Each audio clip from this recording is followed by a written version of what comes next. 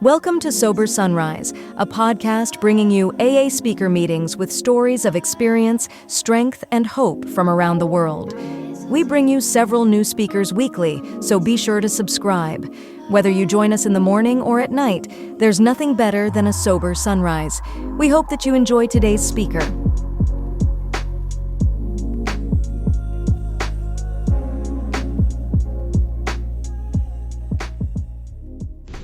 And we've had medical people, spiritual people throughout our history try to determine what alcoholism is.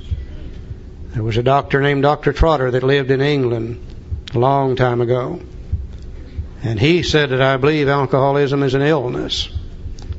But he couldn't explain what it was, therefore they didn't have an answer for it. There was a doctor that lived here in the United States named Dr. Benjamin Rush. He's one of the signers of the Declaration of Independence. He wrote a paper on alcoholism, described the alcoholic. And he said he felt it was an illness too. But he couldn't name what it was, he couldn't determine it, so he had no solution. It's only in this century that we have been able to find out what alcoholism is. And then once we found out what it is, then we could find a solution to it. You know, I don't think we alcoholics today who are in AA realize how lucky we really are to be living in the period of time when we found out what alcoholism is and we found out the solution to it. And as I look at our history, which we're going to be doing a lot of this weekend, I'm convinced in my mind that God got tired of seeing people like us die from alcoholism. And He took various different people from around the world and gave us these pieces of information that allows us to recover from that condition today. And I think one of the first persons that He used was this little doctor called Dr. Silkworth. When Dr. Silkworth was in medical school, he became very interested in we alcoholics. But when he got out of medical school, he learned, like most doctors did, it was very difficult to make a living working with alcoholics. Most doctors do not like to work with alcoholics. They said then and they say today that an alcoholic will not tell you the truth. That's certainly true, isn't it? And they said they will not do what we tell them to do. And that's certainly true, isn't it? But they said the main reason we don't want to work with them is they won't pay their bills. So Dr. Silkworth, in order to find a way to make a living, had to go off into another field, but always interested in we alcoholics. And he became very successful in his field. But in the late 1930s or 1920s, we had, of course, the great stock market crash. And Silky had everything he owned invested in the stock market. And he lost it just like everybody else did. Lost the good job he had. And he had to find a job somewhere.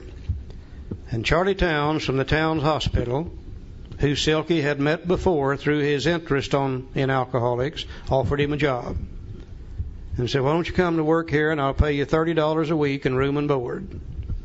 And you can help me in working with other alcoholics, or working with alcoholics. So Silky went to work in the Towns Hospital in 1930.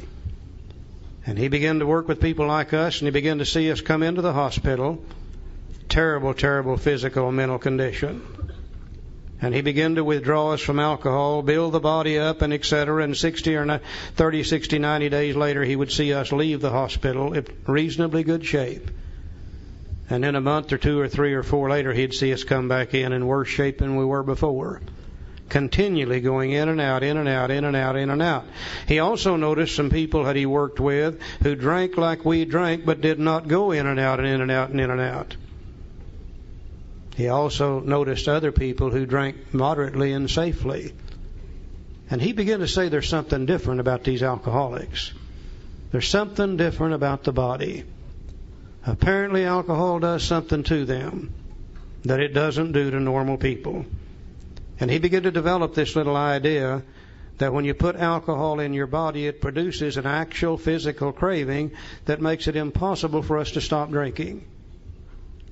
But he also said even in those days, that's not the real problem with the alcoholic. He said the real problem is that the alcoholic cannot keep from drinking. He said people who are heavy drinkers, people who are moderate drinkers, if they want to quit drinking, they just quit, and it don't bother them at all. But he said it seems as though the alcoholic, after they quit, the mind begins to play tricks on them and begins to think about one or two drinks and how it makes them feel. And he said that idea becomes so powerful that it overcomes the idea that they can't drink, and they take a drink and end up drunk every time. He said, now if you can't drink safely, and if you can't keep from drinking, then you're powerless over alcohol. Now, we don't know whether Bill Wilson's the first one he told that to or not. But we know Bill is probably the first one to act on that information.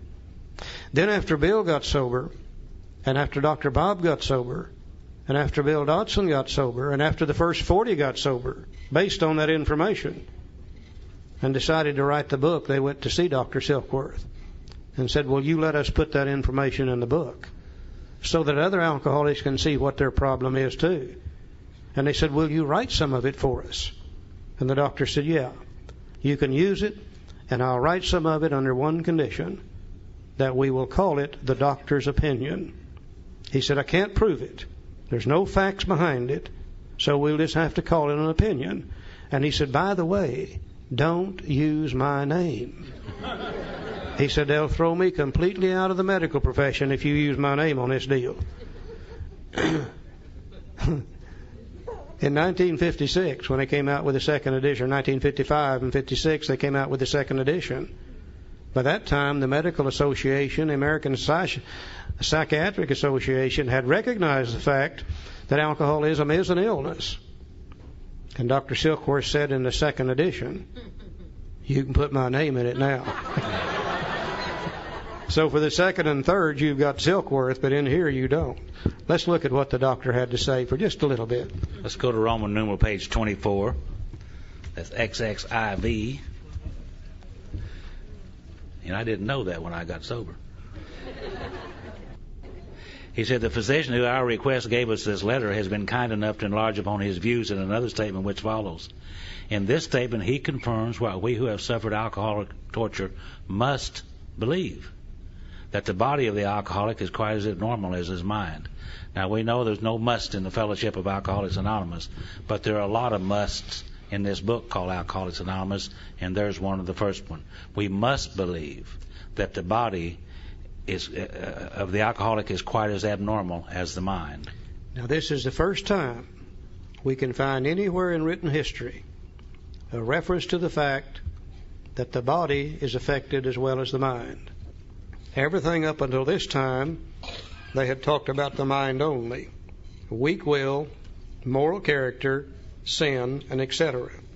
But here we see a statement that says the body is quite as abnormal as the mind. I think he's telling us two things. That the body is affected also, but I think he's also saying the mind is abnormal when it comes to alcohol. We react to it different physically and also mentally in an abnormal manner. And we'll talk about both of those. The first one we're going to look at is the body. It said, did not satisfy us to be told that we could not control our drinking just because we were maladjusted to life, that we were in full flight from reality, or were outright mental defectives. Now, these things were true to some extent. In fact, to a considerable extent with some of us. You betcha. But we're sure that our bodies were sickened as well. In our belief, any picture of the alcoholic which leaves out this physical factor is incomplete. The doctor's theory that we have an allergy to alcohol interests us. As laymen, our opinions to its soundness may, of course, mean little. But as ex-problem drinkers, we can say this explanation makes good sense. It explains many things for which we cannot otherwise account. Now, if the purpose of a textbook is to transfer information from the mind of one human being through the written word to the mind of another human being, then it stands to reason the transference of that information is going to be based upon the understanding of the words that are used. If the writer of the book uses a certain word and understands it this way, the reader of the book reads that word and understands it this way, a different understanding, then the information that comes through is going to be garbled and incomplete information. And there seems to be a few key words in the big book that many of us have had difficulty with. And I think the first word we've had a real problem with is this word allergy. You know, most of us, when we come here, we assume already we know what an allergy is. I know I did. And I knew if you were allergic to something, and you got around it, or you ate it, or you drank it, or something like that, that there would be some physical manifestation or indicator of that allergy. For instance, if you eat strawberries and you're allergic to them, you'll break out in a rash. The rash being the manifestation of that allergy. If you're allergic to milk and you drink it, you'll have a bad case of dysentery. The dysentery being the manifestation of that allergy. If you're allergic to certain plants such as ragweeds and you get around them, your eyes, nose itch, water, and you start sneezing. The itchy, watery eyes, nose, and the sneezing, that's the manifestation of that allergy. So I knew if you were allergic to something, there would be something there that you could see. So they came to me and they said, Charlie, you've got an allergy to alcohol. You'll never be able to safely drink it again. And I said, how in the hell can I be allergic to alcohol? I'm drinking a quart a day. How can you possibly drink that much of something you're allergic to? And I said, besides that, when I drink alcohol, I don't break out in a rash. And I don't have a bad case of dysentery. Once in a while I might, depending on what I'd been drinking, but usually I didn't. Nor did it make my eyes, nose itch, water, and cause me to sneeze. And I said, I don't understand what you're talking about. You need to explain that to me. And they said, well, you don't need to understand. They said, all you got to know is you can't drink it. Well, today I think I know why they told me that. I don't think they understood it a bit better than I did. And I went from person to person to person to person, trying to get somebody to explain this allergy to me. And all they would say is, what difference does it make? Forget the damned allergy. Don't drink and you'll be all right. Keep coming to meetings. Now, if you're an alcoholic like I am, with a keen intellectual alcoholic mind, and you get a question like that dangling out here in front of you, if you don't get the answer to it, sooner or later it's going to drive you out of your mind. And one day, in sheer desperation, I went to a source of information that has never failed me since that time. I went to the dictionary. And I looked up the word allergy, and I found several different definitions of it, the way you do with any word, depending on how you use it. But I think I found the one that fit me exactly.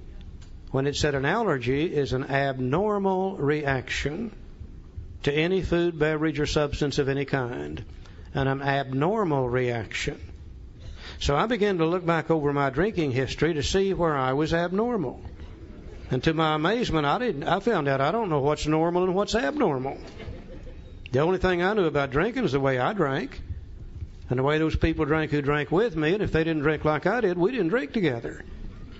So to find out what's normal, to see if I'm abnormal, I have to go to the normal, social, temperate, moderate drinker. Those who drink alcohol and do not get in trouble with it. And I asked them to describe to me how they feel when they take a drink. And they said, well, we come home from work, tired, tense, wrought up from the day's work. We can have a couple of drinks before dinner. We begin to get a relaxing, comfortable feeling. We'll go ahead and have dinner. And we probably won't drink anymore that night. Well, I don't feel that way when I drink alcohol. Whenever I take a drink of alcohol, it passes over my lips. My lips begin to tingle immediately. Hits my teeth and they kind of chatter up and down. Strikes my tongue and I can feel it begin to grow and expand and swell. Hits my cheeks and they kind of flutter in and out. At the same time, it's passing through my sinus cavities up into my forehead, and I begin to get a feeling up here in my forehead which is absolutely, indescribably wonderful. Now, I hadn't even swallowed the damn stuff yet. I just got it in my mouth.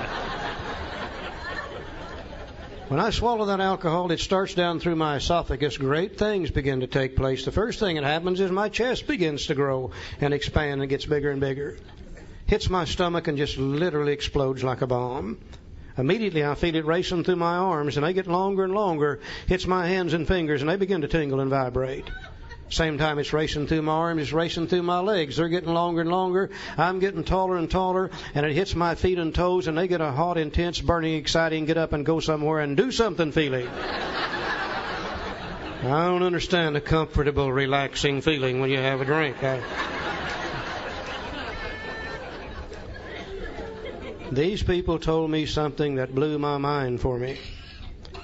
They said, Charlie, whenever we have a couple of drinks, we begin to experience a feeling of a feeling of dizziness, a feeling of being out of control. And they said, we don't like that feeling. Therefore, 1 or 2 drinks is all we want to drink. How many times have you and I tried to get them to drink more, and they say, oh, no, I feel this already. No, this is making me dizzy. I don't want any more. Well, today I realize that's the normal reaction to alcohol.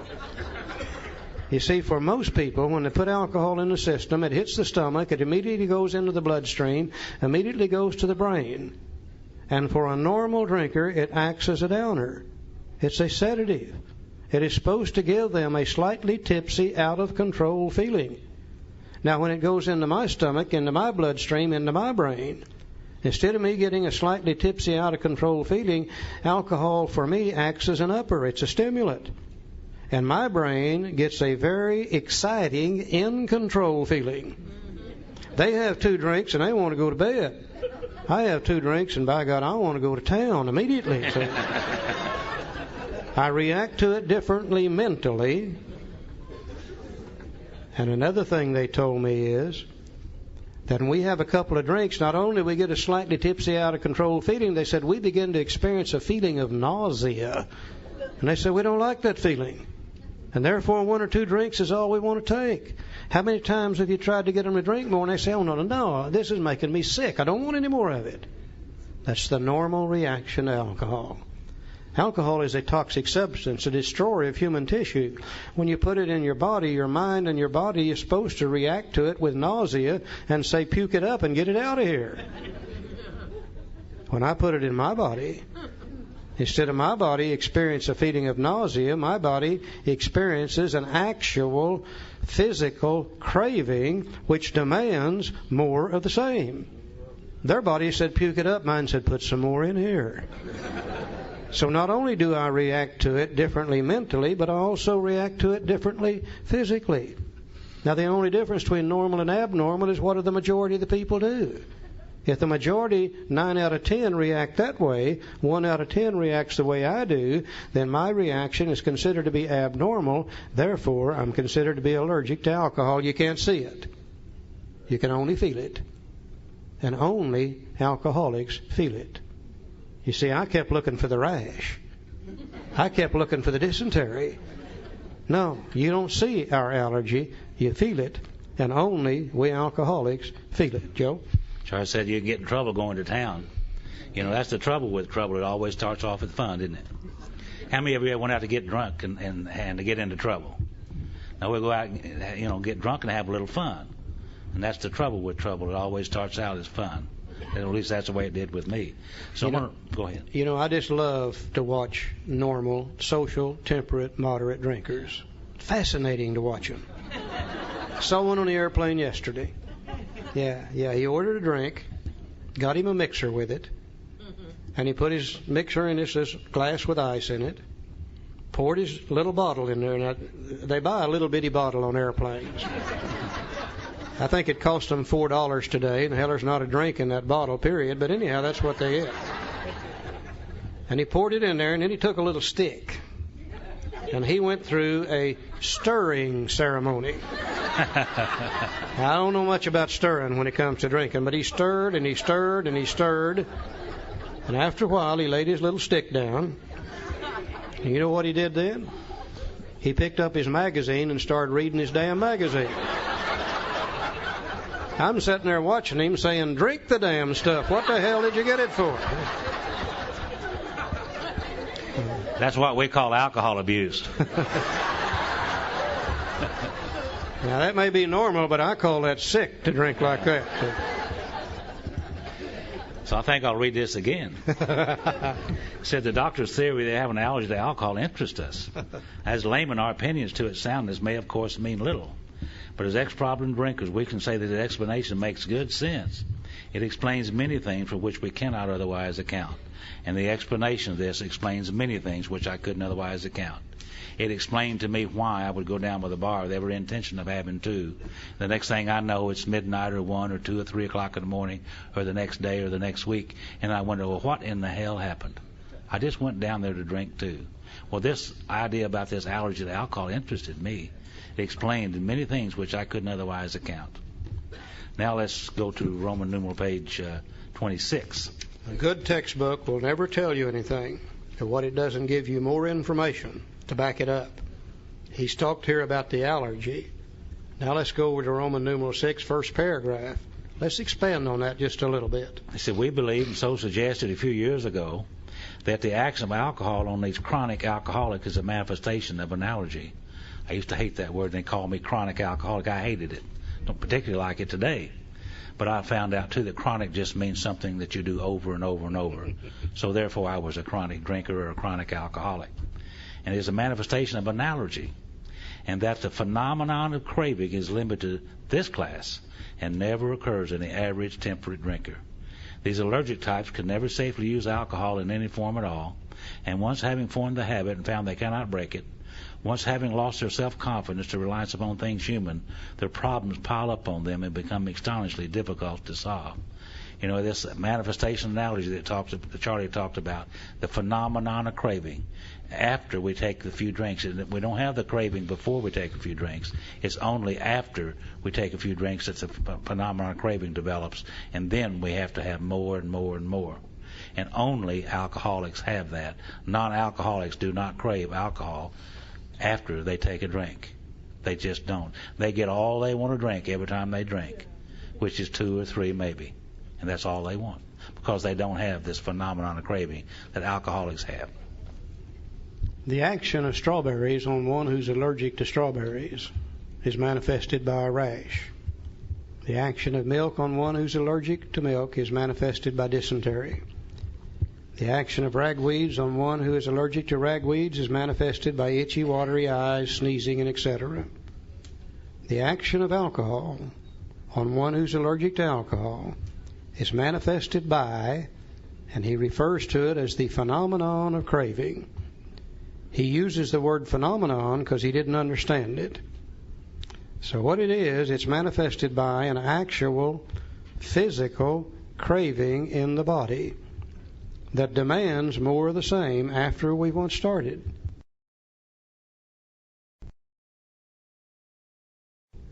And the word craving is very, very important.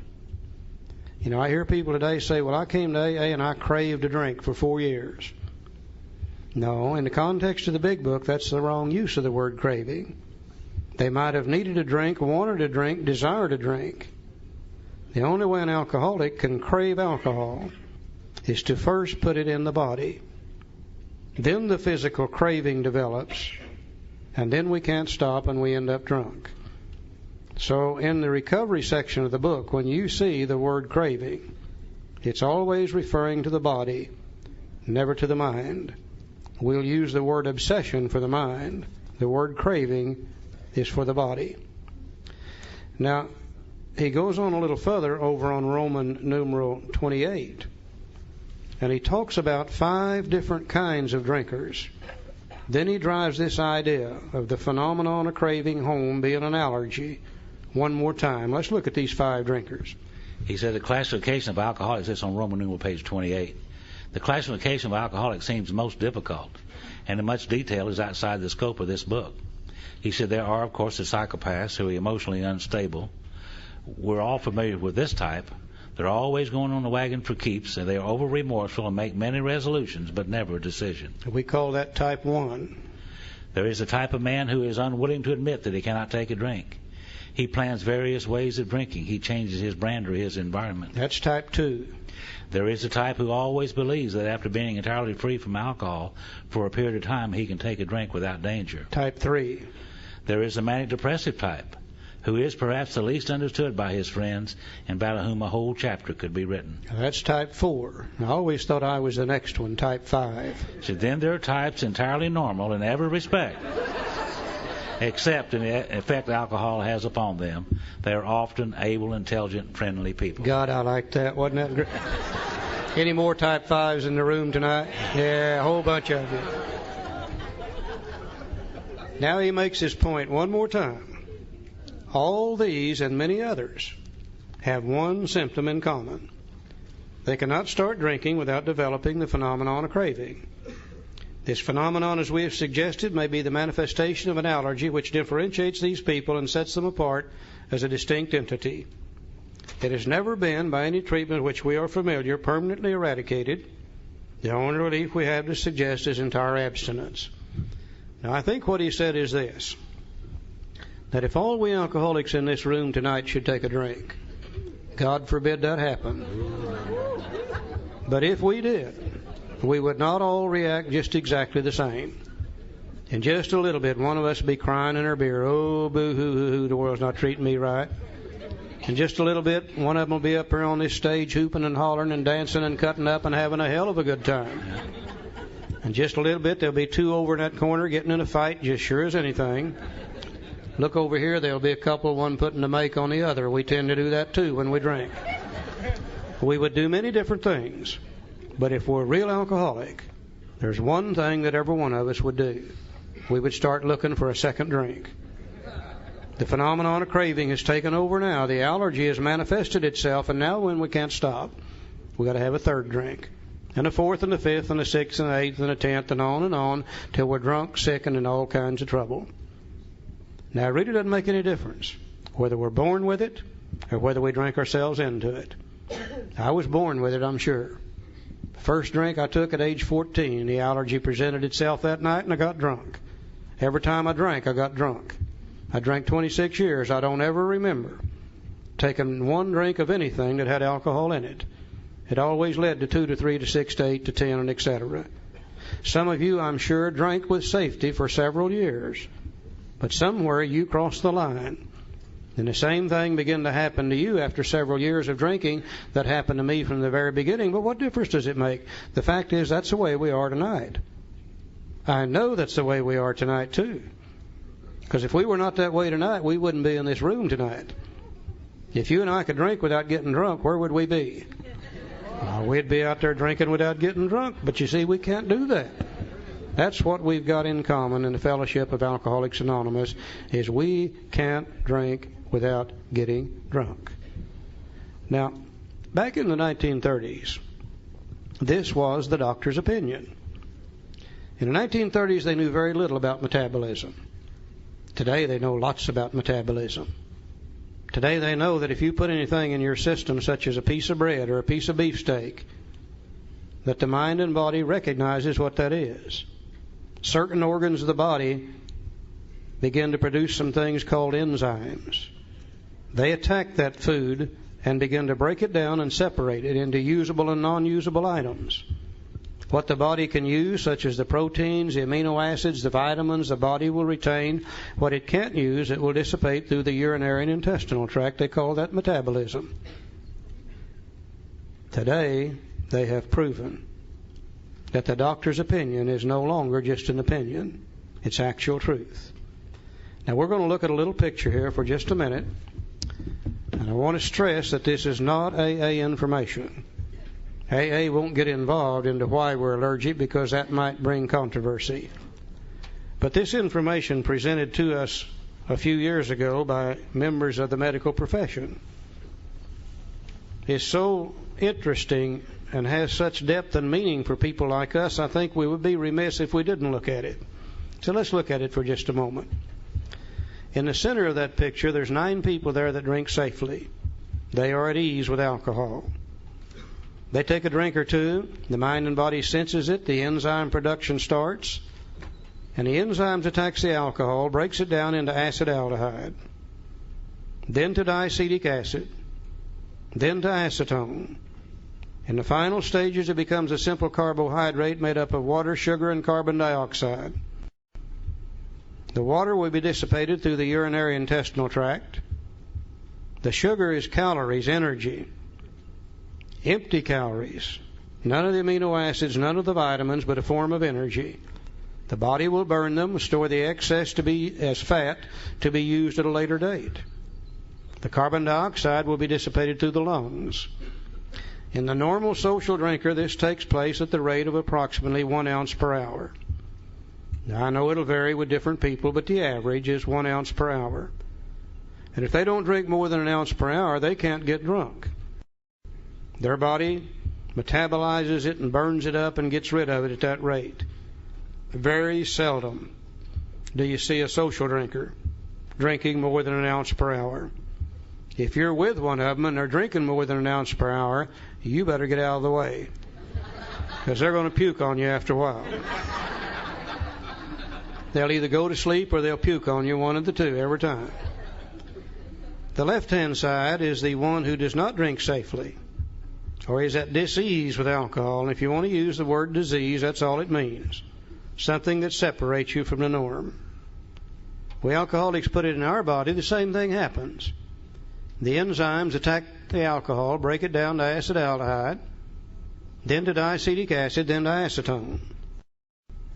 It seems as though in our bodies, the enzymes necessary to complete the metabolism, breaking it down from acetone to the simple carbohydrate, are not there in the same qualities and or quantities as they are in the body of the non-alcoholic.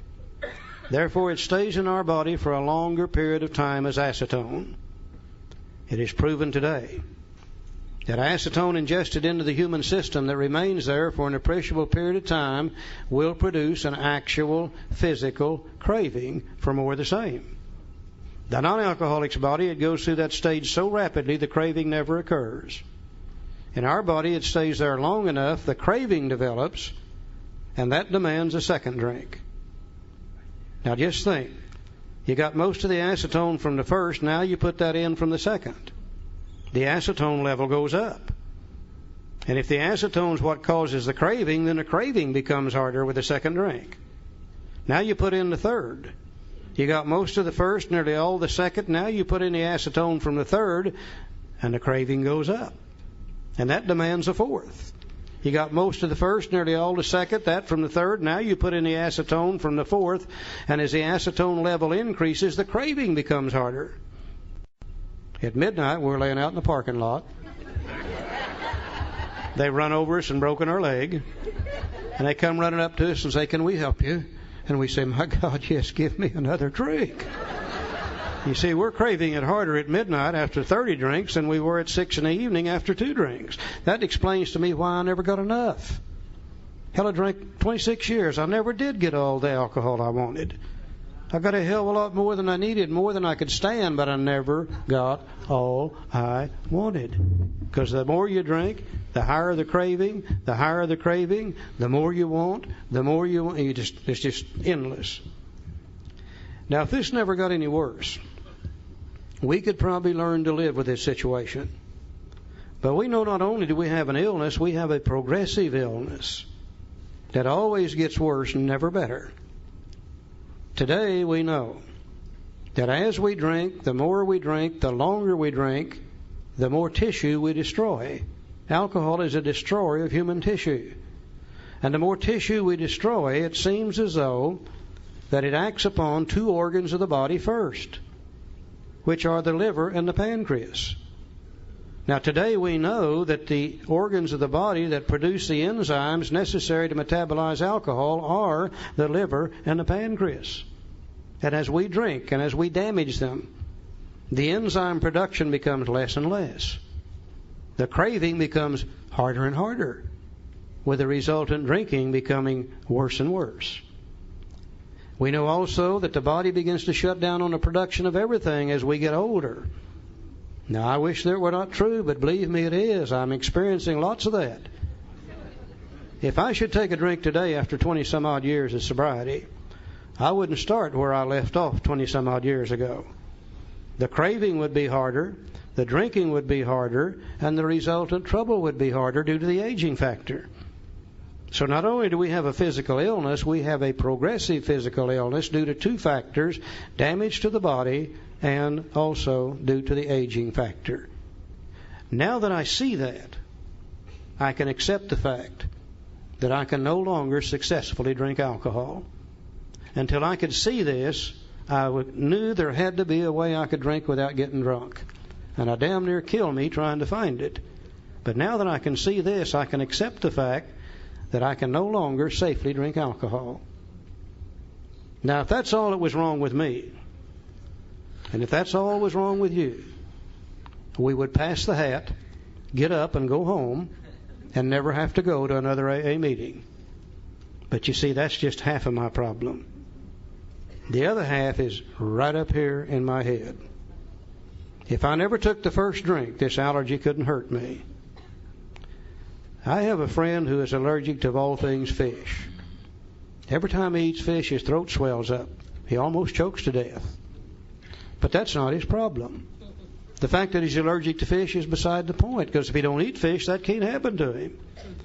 But he got something up here in his head that isn't right when it comes to fish.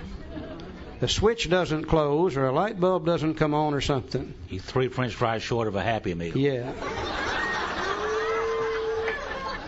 From time to time, his mind tells him that it's okay to eat fish. And he'll eat the fish. His throat swells up. He ends up in a hospital every time. And I'll bet it always starts like this. Well, I haven't had any fish in 90 days. Surely I could have one piece of fish. Or it says it's that orange roughy I've been eating. If I'd eaten nothing but halibut, it'd be okay. Or it might even say it's them damn people I've been eating fish with. If I just changed my crowd, whatever the reason, his mind gives him permission to do so. Now, I'm the same way when it comes to alcohol. Left on my own resources, from time to time, my mind tells me it's okay to drink alcohol. Then I take the drink and then the allergy takes over. So the real problem centers in my mind rather than my body. Let's look at the mind for just a few minutes, and then we'll be through for the night. Charlie said the doctor said he has never been by any treatment which we are familiar permanently eradicated. The only relief we have to suggest is the entire abstinence. In other words, if we have an allergy to alcohol and we crave more when we drink, he suggests we don't drink. And that's the end of that. So now we're going to talk about the most dangerous part of the illness. And the most dangerous part of the illness of alcoholism is when we're not drinking. You know why it's the most dangerous part of the illness? Because we're thinking about drinking. So let's move back now to the Roman numeral page 26, and we're going to start talking about the mind, twofold illness. We talked about the physical allergy in great detail. Now we're going to talk about the obsession of the mind. It's in bottom page, Roman numeral page 26. It says men and women drink essentially because they lack the effect produced by alcohol. Now, many alcoholics are highly offended when you say that. They say, no, that's not the reason I drink. They say the reason I drink is because I love the taste of alcohol. I wouldn't argue with them whether they do or not. I love the taste of cold beer. I always have all my life, as far back as I can remember. I also love the taste of Cold Mountain spring water. I never did sit down and drink a case of Cold Mountain spring water.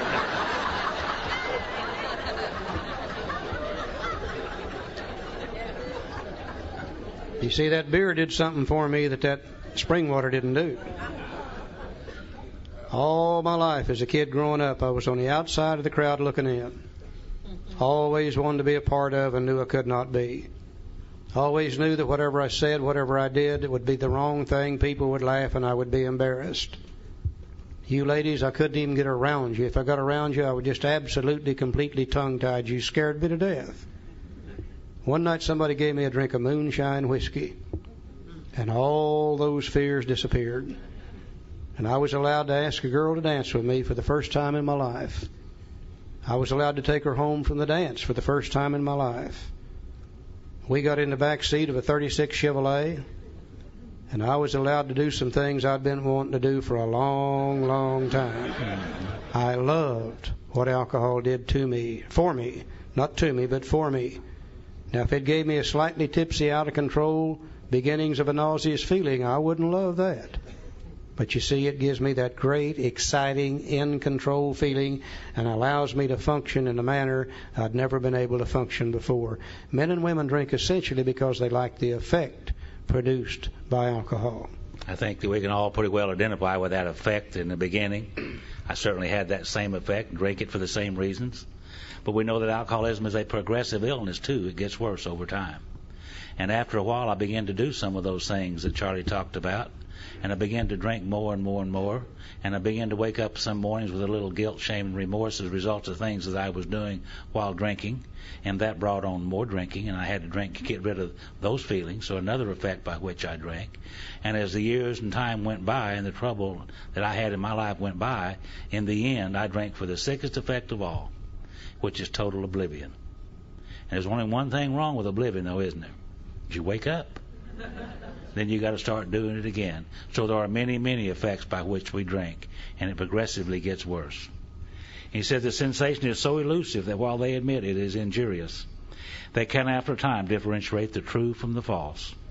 To them, their alcoholic life seems the only normal one, and I couldn't recognize the true from the false because my alcoholic life had become normal to me.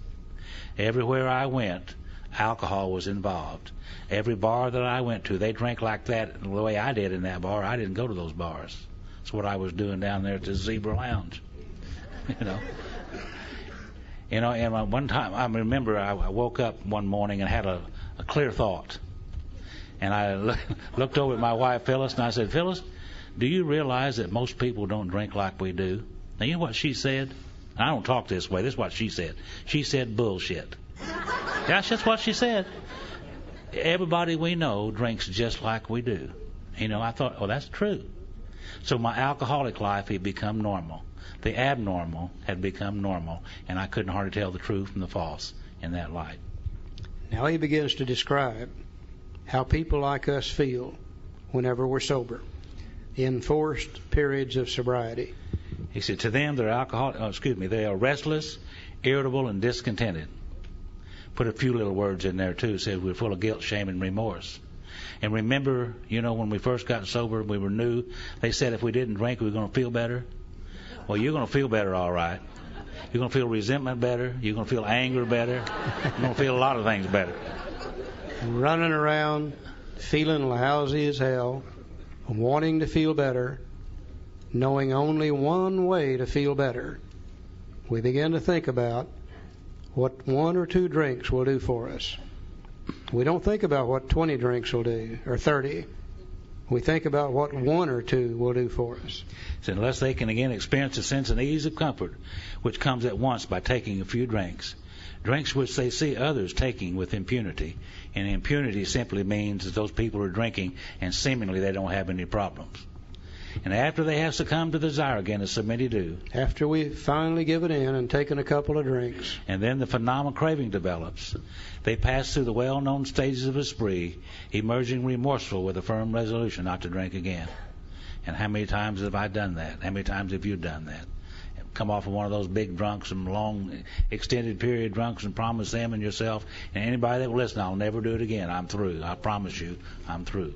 And those of you who made those promises, you know that we were sincere and we meant that. He said this is repeated over and over and over and over. And unless this person can experience an entire psychic change, there's very little hope for his recovery. So he quit talking about the body now. He's talking about the psychic change, the mind. Later on in our book, the psychic change is going to be described as a spiritual experience, a spiritual awakening, a personality change, all 4 words meaning the same thing, a psychic change. There's very little hope for its recovery. So the change is going to have to become here in the mind. Let's look at this picture up here again for just a moment. Over here on this side, we could see that because of the allergy, we can no longer safely drink alcohol. But as we said before, that's not going to bother us if we don't take the first drink. So apparently the problem is going to be over on this side. The real problem centers in the mind, telling us we can drink, rather than in the body that ensures that we can't drink. Well, the doctor told us then, and they tell us today, there's nothing that can be done for that. So the only possible means of recovery would be to find a way to live where our mind don't tell us it's okay to drink. And we're dealing here with our emotions. We're dealing here with the way we think. We're dealing here with the way that we feel whenever we're sober. We are very, very complex human beings. Not only are we complex physically, but we also are complex mentally too. And all people experience emotions. All people experience from time to time anger, resentment, fear, worry, depression, excitement, elation, guilt, remorse. These are all emotions that all human beings have. Now, somewhere back in our lifetime, as we begin to experience those emotions as we grow up, we start seeking a solution to them. And like me, when I was that kid growing up, I was just an emotional basket case. Couldn't hardly function in normal society.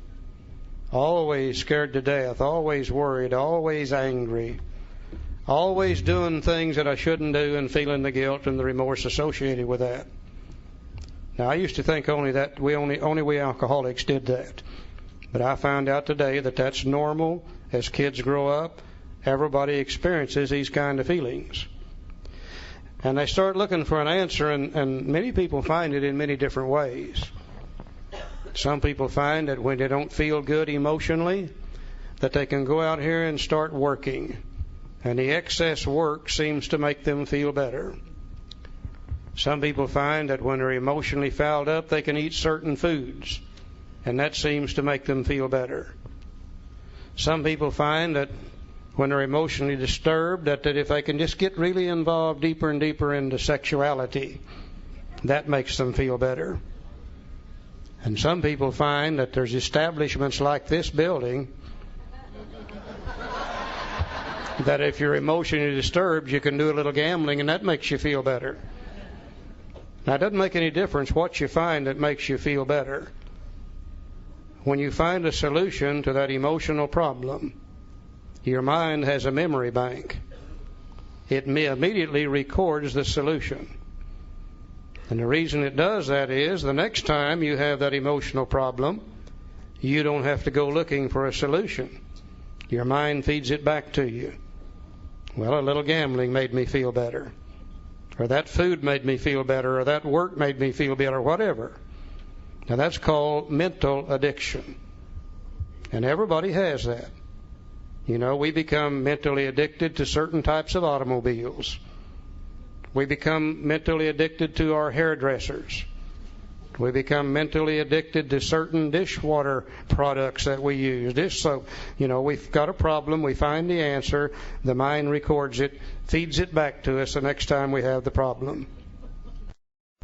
As a kid growing up, I had that emotional problem. And one night somebody gave me that drink of moonshine whiskey.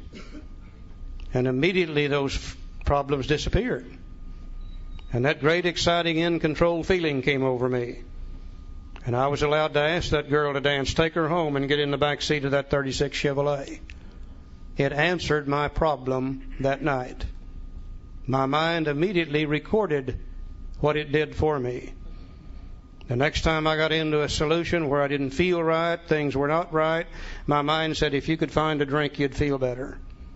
And I found a drink of whiskey, and God, the magic happened the second time.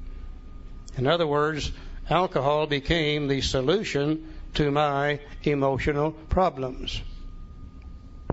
Now, if I had been non-alcoholic and that worked for me, that would have been great. But I also had that physical allergy over there on that side. And when I had the problem and I used the solution, it sure enough made me feel better, but also it triggered the allergy, and I would drink more than I intended to drink, and I would end up drunk. And I would repeat that cycle over and over and over and over and over again. The mind causing me to drink, the allergy causing me to get drunk, the emotions after coming off the drunk to feed the mind caused me to drink. And the drink then would trigger the allergy, and as time went by, it got worse and worse and worse. Because this is a progressive illness, the drinking would become harder and harder, the trouble would become more and more, The restlessness, irritability, guilt, remorse became more and more. The emotions became worse and worse to trigger the idea of taking the first drink. The mind destroying the body and the body destroying the mind. Now, somewhere down the line, I said to myself one day, Charlie, you're going to have to do something about your drinking. Now, I didn't say you're going to quit drinking. I said you're going to have to do something about your drinking. So the first thing we alcoholics do to do something about our drinking is we decide we're going to control our drinking while drinking. Tonight, we're just going to have 2 beers. We're just going to have 2 drinks. Go to the liquor store and buy half a pint because nobody can get drunk on a half a pint. And I spent 3 or 4 or 5, 6 years trying to control my drinking while drinking. Anybody in here ever try to control your drinking while drinking? Well, now I can see why that would not work because of the allergy. Now, after 4, 5, 6 years of trying to control my drinking while drinking, I said to myself one day, Charlie, I don't believe you can drink anymore. It took me a long time to realize it. But I said, I don't believe you can drink anymore. So what do we alcoholics do when we finally decide we can't drink anymore? We trot out the most useful tool we have. We put it right there, and it's called willpower. And we say, sick 'em, Will. We're through with that drinking. We'll never take another drink as long as we live. Now, believe me, you people that are non-alcoholic, when we say we're going to quit drinking, that is exactly what we intend to do. You see, we are strong-willed people. We can use our willpower to handle all other problems, and we assume that we can use willpower here, and we really intend to quit drinking. Now, as the days went by, I haven't done anything about my emotions, by the way. I'll just quit drinking. And as the days go by, these emotions begin to build up. The fear, the guilt, the remorse, the shame, the worry, the depression becomes worse and worse. Now, it's not the big things in life that kill us. It's the things that all people have to go through on a daily basis in life. It's getting up every damn morning and going to work. It's a bitching wife.